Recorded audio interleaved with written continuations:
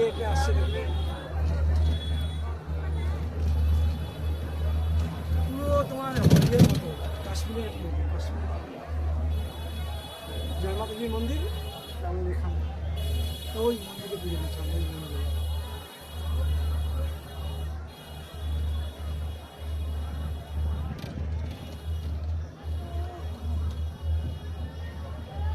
একদম ঠিক টার্গেট দিয়েছি